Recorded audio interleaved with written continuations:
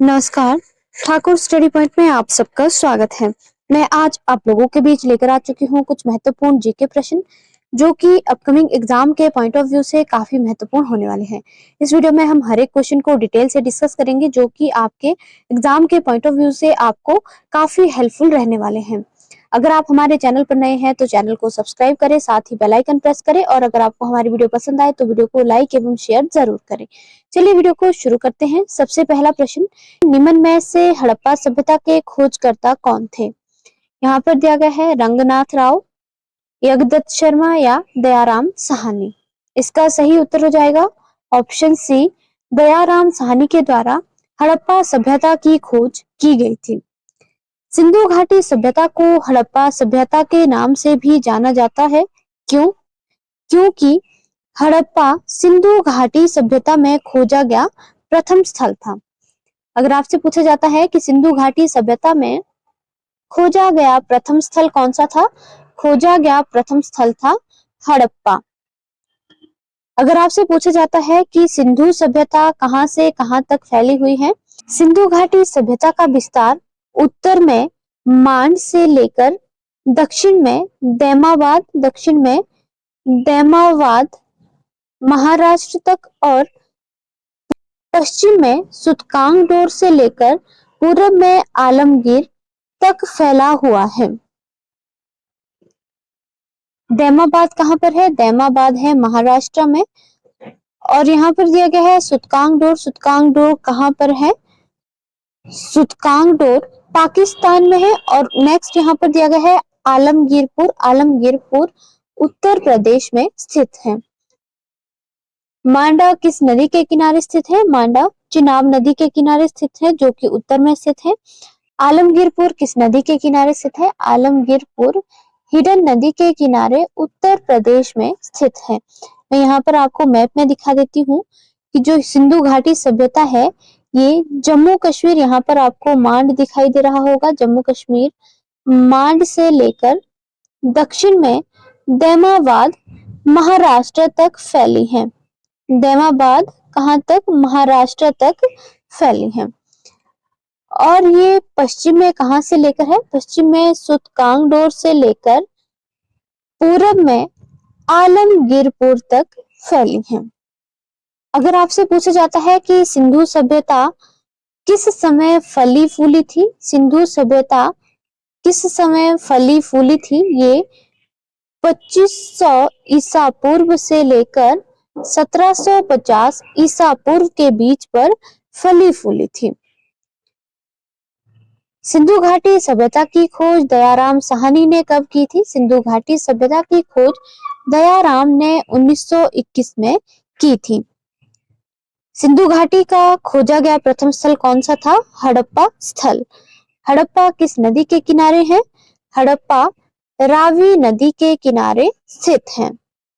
अगर आपसे पूछा जाता है कि स्वास्तिक चिन्ह किस सभ्यता की देन है? स्वास्तिक चिन्ह सिंधु सभ्यता की देन है।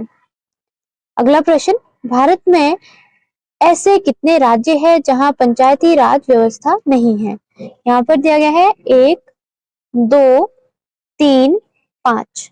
इसका सही उत्तर हो जाएगा ऑप्शन सी, 3 राज्य ऐसे हैं जहां पर पंचायती राज व्यवस्था नहीं है। पंचायती राज व्यवस्था ग्रामीण विकास के लिए एक त्रिस्तरीय भारतीय प्रशासनिक संगठन है। पंचायती राज व्यवस्था कितने स्तरीय प्रणाली है? ये त्रिस्तरीय प्रणाली है। भारत में स्थानीय स्वशासन की प्रणाली क्या है? भारत में स्थानीय स्वशासन की प्रणाली है पंचायती राज प्रणाली। अगर आपसे पूछा जाता है कि इसका उद्देश्य क्या है? इसका उद्देश्य जिलों, क्षेत्रों और गांवों में स्थानीय स्वशासन स्थापित करना है। अगर आपसे पूछा जाता है कि भारतीय संविधान के किस आर्टिकल के तहत इन 3 राज्यों में पंचायती राज व्यवस्था लागू नहीं की गई है? इसका सही उत्तर हो जाएगा आर्टिकल 243 एम के तहत 3 राज्यों में पंचायती राज व्यवस्था लागू नहीं की गई है। 3 राज्य कौन कौन से हैं? 3 राज्य हैं नागालैंड, मेघालय और मिजोरम। कौन कौन से हैं? नागालैंड, मेघालय और मिजोरम, ये 3 राज्य ऐसे हैं जहां पर पंचायती राज व्यवस्था नहीं है। अगर आपसे पूछा जाता है कि कितने केंद्र शासित प्रदेश में पंचायती राज व्यवस्था लागू नहीं की गई है, इसका सही उत्तर हो जाएगा एक केंद्र शासित प्रदेश में पंचायती राज व्यवस्था लागू नहीं की है। और वो कौन सा केंद्र शासित प्रदेश है? उस केंद्र शासित प्रदेश का नाम है दिल्ली केंद्र शासित प्रदेश। पंचायती राज व्यवस्था की शुरुआत कब हुई थी? पंचायती राज व्यवस्था की शुरुआत 1957 में बलवंत राय मेहता समिति के द्वारा की गई थी। अगर आपसे पूछा जाता है कि पंचायती राज व्यवस्था में त्रिस्तरीय पंचायती राज व्यवस्था की सिफारिश किसने की थी? इसकी सिफारिश 1957 में बलवंत राय मेहता समिति के द्वारा की गई थी। पंचायती राज व्यवस्था को कब लागू किया गया था? पंचायती राज व्यवस्था को सर्वप्रथम 1959 में लागू किया गया था। कहाँ पर? ये सबसे पहले लागू हुआ था राजस्थान के नागौर जिला में। कौन से जिले में? नागौर जिला में पंचायती राज व्यवस्था को सबसे पहले शुरू किया गया था। उस समय भारत के प्रधानमंत्री कौन थे? उस समय भारत के प्रधानमंत्री थे जवाहरलाल नेहरू। अगर आपसे पूछा जाता है कि पंचायती राज व्यवस्था शुरू करने वाला दूसरा राज्य कौन सा था? पंचायती राज व्यवस्था शुरू करने वाला दूसरा राज्य था आंध्र प्रदेश। आंध्र प्रदेश में भी 1959 में पंचायती राज व्यवस्था शुरू की गई थी। अगर आपसे पूछा जाता है कि पंचायती राज व्यवस्था को संवैधानिक दर्जा कब दिया गया था? पंचायती राज व्यवस्था को 73 अमेंडमेंट 1992 में संवैधानिक दर्जा दिया गया था। अगर आपसे पूछा जाता है कि किस संवैधानिक संशोधन के द्वारा भारत में पंचायती राज व्यवस्था को लागू किया गया था? इसका सही उत्तर हो जाएगा 73वां अमेंडमेंट 1993 में यह पूरे भारत में लागू हुआ था। पंचायती राज व्यवस्था के 3 स्तर कौन कौन से हैं? सबसे पहले आता है ग्राम स्तर, दूसरा आता है पंचायत समिति या इसे मंडल परिषद एवं ब्लॉक स्तर भी कहा जाता है, और तीसरा आता है जिला परिषद या जिला स्तर। अगला प्रश्न, पृथ्वी अपनी दूरी पर घूमती है। यहाँ पर दिया गया है उत्तर से दक्षिण, पूरब से पश्चिम, दक्षिण से उत्तर और पश्चिम से पूरब। इसका सही उत्तर हो जाएगा ऑप्शन डी, पृथ्वी अपने दूरी पर पश्चिम से पूरब की ओर घूमती है, यानी पृथ्वी अपने अक्ष पर वेस्ट टू ईस्ट घूमती है। पृथ्वी अपने धुरी पर घूमती है, ये पश्चिम से पूरब की ओर घूमती है। जो पृथ्वी है ये पश्चिम से पूरब की ओर घूमती है, और जो घड़ी है ये किस दिशा में घूमती है? घड़ी पूरब से पश्चिम की ओर घूमती है। अगर आपसे पूछा जाता है कि पृथ्वी क्लॉकवाइज घूमती है या एंटी क्लॉकवाइज, तो आपका सही उत्तर हो जाएगा एंटी क्लॉकवाइज। पृथ्वी अपनी धुरी पर काउंटर क्लॉकवाइज या एंटी क्लॉकवाइज घूमती है। हिंदी में इसे कहते हैं वामवर्त, अर्थात घड़ी की सुई के विपरीत घूमना क्या कहलाता है? वामवर्त कहलाता है, यानी एंटी क्लॉकवाइज घूमना कहलाता है। अगर आपसे पूछा जाता है कि कौन से 2 ग्रह एंटी क्लॉकवाइज घूमते हैं, इसका सही उत्तर हो जाएगा शुक्र और अरुण, अर्थात वीनस और यूरेनस। अगर आपसे पूछा जाता है कि वीनस और यूरेनस को छोड़कर सारे ग्रह किस दिशा में घूमते हैं? सारे ग्रह क्लॉकवाइज घूमते हैं। कौन सी दिशा में? पूरब से पश्चिम की ओर घूमते हैं, और ये जो शुक्र और अरुण है ये पश्चिम से पूरब की ओर घूमते हैं। अगर आपसे पूछा जाता है कि पृथ्वी के पास कितने प्राकृतिक उपग्रह हैं? पृथ्वी के पास अपना एक नेचुरल सैटेलाइट है जिसका नाम है चंद्रमा। चंद्रमा का व्यास कितना है? चंद्रमा का जो डायमीटर है ये कितना है? इसका डायमीटर पृथ्वी के व्यास के केवल 1/4 भाग है। प्राकृतिक उपग्रह कौन से होते हैं? प्राकृतिक उपग्रह वे खगोलीय पिंड कहलाते हैं जो किसी दूसरे खगोलीय पिंड की परिक्रमा करते हैं। अगला प्रश्न, संविधान के किस भाग को भारतीय संविधान का मैग्ना कार्टा कहा जाता है? यहाँ पर दिया गया है भाग 1, भाग 3, भाग 4 और भाग 4A। इसका सही उत्तर हो जाएगा ऑप्शन बी, भाग 3 को भारतीय संविधान का मैग्ना कार्टा कहा जाता है। भाग 3 किससे संबंधित है? भाग 3 मौलिक अधिकारों से संबंधित है। अगर आपसे पूछा जाता है कि मौलिक अधिकारों का वर्णन कौन से आर्टिकल में किया गया है?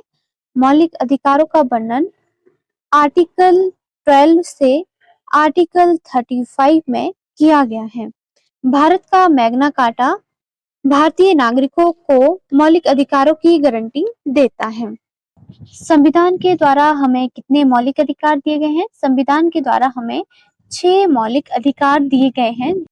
सबसे पहले हम बात करते हैं समानता के अधिकार की। कौन सा अधिकार? समानता का अधिकार। जो समानता का अधिकार है ये आर्टिकल 14 से 18 में वर्णित है। अगर आपसे पूछा जाता है कि स्वतंत्रता का अधिकार किस आर्टिकल में वर्णित है? स्वतंत्रता का अधिकार आर्टिकल 19 से 22 में वर्णित है। नेक्स्ट आता है शोषण के विरुद्ध अधिकार। शोषण के विरुद्ध अधिकार आर्टिकल 23 से 24 में वर्णित है। चौथा आता है धार्मिक स्वतंत्रता का अधिकार, जो कि आर्टिकल 25 से आर्टिकल 28 में वर्णित किया गया है। नेक्स्ट आता है सांस्कृतिक एवं शैक्षिक अधिकार, जो कि आर्टिकल 29 और 30 में वर्णित किया गया है। लास्ट कौन सा आता है? लास्ट आता है संवैधानिक उपचारों का अधिकार, जो कि आर्टिकल 32 में वर्णित किया गया है। अगर आपसे पूछा जाता है कि आर्टिकल 33 किससे संबंधित है? आर्टिकल 33 रिस्ट्रिक्शन ऑफ राइट से संबंधित है। आर्टिकल 33 है इसमें मूल अधिकारों को सीमित किया गया है, जिनमें से कि कौन कौन से ऐसे लोग हैं जिनके अधिकारों को सीमित किया गया है। यहाँ पर आएगा आर्मी, इंटेलिजेंस, राजदूत और मीडिया। सेना, गुप्तचर, राजदूत और मीडिया है, इनके जो अधिकार है इन्हें सीमित किया गया है। अगर आपसे पूछा जाता है कि आर्टिकल 34 किससे संबंधित है? आर्टिकल 34 मार्शल लॉ से संबंधित है। जो आर्टिकल 34 है इसमें सैन्य कानून लागू होने पर मूल अधिकारों को सीमित किया जा सकता है। नेक्स्ट आता है आर्टिकल 35। आर्टिकल 35 किससे संबंधित है? आर्टिकल 35 में संसद मूल अधिकारों को अधिक प्रभावशाली या शक्तिशाली बनाने के लिए उसमें सकारात्मक रूप से कानून बना सकते हैं। संविधान में संशोधन की प्रक्रिया किस आर्टिकल में वर्णित की गई है, या किस आर्टिकल के तहत संविधान में संशोधन किया जा सकता है? इसका सही उत्तर हो जाएगा आर्टिकल 368 के तहत संविधान में संशोधन किया जा सकता है। अगर आपसे पूछा जाता है कि किस अधिकार को कभी भी समाप्त नहीं किया जा सकता है, इसका सही उत्तर हो जाएगा आर्टिकल 20 और 21 को कभी भी समाप्त नहीं किया जा सकता है। अगर आपसे पूछा जाता है कि सूचना का अधिकार मूल अधिकार है या नहीं, इसका सही उत्तर हो जाएगा सूचना का जो अधिकार है ये मूल अधिकार में जोड़ा गया है। सूचना के अधिकार को कब जोड़ा गया था? सूचना के अधिकार को 2005 में मूल अधिकार के रूप में जोड़ा गया था। जो सूचना का अधिकार है ये किसके अंतर्गत आता है? ये अभिव्यक्ति की स्वतंत्रता के अंतर्गत आता है। अगर आपसे पूछा जाता है कि एक अपराध के लिए एक सजा का प्रावधान किस आर्टिकल के तहत किया गया है, इसका सही उत्तर हो जाएगा आर्टिकल 20 में एक अपराध के लिए एक सजा का प्रावधान किया गया है। अगर आपसे पूछा जाता है कि जो शिक्षा है ये हमारा मूल अधिकार है या नहीं, इसका सही उत्तर हो जाएगा शिक्षा हमारा मूल अधिकार है। अगला प्रश्न, 1857 की क्रांति का प्रतीक था। यहाँ पर दिया गया है कमल एवं रोटी, रोटी एवं तलवार, कमल एवं गुलाब और कमल एवं किताब। इसका सही उत्तर हो जाएगा ऑप्शन ए, कमल एवं रोटी 1857 की क्रांति का प्रतीक था। 1857 की क्रांति को और किस नाम से जाना जाता था? 1857 की क्रांति को प्रथम स्वतंत्रता संग्राम भी कहा जाता था। अगर आपसे पूछा जाता है कि 1857 के विद्रोह को स्वतंत्रता का पहला युद्ध किसने कहा है? इसका सही उत्तर हो जाएगा वी.डी. सावरकर ने। जो वी.डी. सावरकर है, इन्होंने 1857 के विद्रोह को स्वतंत्रता का पहला युद्ध कहा है। वी.डी. सावरकर का पूरा नाम क्या है? वी.डी. सावरकर का पूरा नाम है विनायक दामोदर सावरकर। अगर आपसे पूछा जाता है कि 1857 की क्रांति को किसने अपनी पुस्तक में नियोजित संग्राम कहा था? इसका सही उत्तर हो जाएगा वी.डी. सावरकर ने। जो वी.डी. सावरकर है, इन्होंने अपनी पुस्तक में 1857 की क्रांति को नियोजित संग्राम कहा था। अगला प्रश्न, कौन सा गवर्नर जनरल स्वयं को बंगाल टाइगर कहता था? यहाँ पर दिया है Lord Clive, Lord Wellesley, Warren Hastings या लॉर्ड कॉर्नवालिस। इसका सही उत्तर हो जाएगा ऑप्शन बी, लॉर्ड वेलेंसली को या लॉर्ड वेलेंसली को बंगाल टाइगर कहा जाता था। इनका कार्यकाल कब से कब तक था? इनका कार्यकाल 1798 से 1803 तक रहा था। अगर आपसे पूछा जाता है कि मद्रास प्रेसिडेंसी का गठन किनके कार्यकाल में किया गया था? इसका सही उत्तर हो जाएगा लॉर्ड वेलेंसली के कार्यकाल में मद्रास प्रेसिडेंसी का गठन किया गया था। अगर आपसे पूछा जाता है कि कलकत्ता फोर्ट विलियम की स्थापना कब की गई थी? कलकत्ता फोर्ट विलियम की स्थापना 1800 में लॉर्ड वेलेंसली के कार्यकाल के दौरान की गई थी। बैसिन संधि पर हस्ताक्षर कब किए गए थे? बैसिन संधि पर 1802 में लॉर्ड वेलेंसली के कार्यकाल पर हस्ताक्षर किए गए थे। आज के लिए इतना ही, धन्यवाद।